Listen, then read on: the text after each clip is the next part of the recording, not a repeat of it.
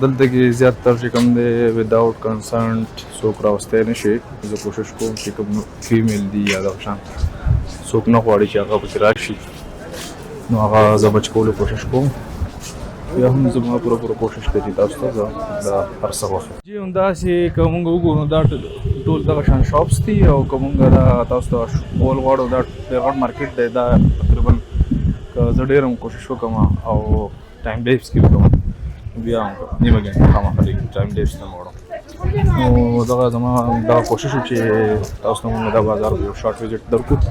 انشاءالله دې نه بعد موږ تاسو ته پښتنو چې کوم ایریاز دي په هغې کې به هم تاسو ته موږ ویزټ درکړو او دغه چې کوم بزنسز دي دا به هم ایکسپلور کړو. د دې سره موږ ډېر راکړي اجازت.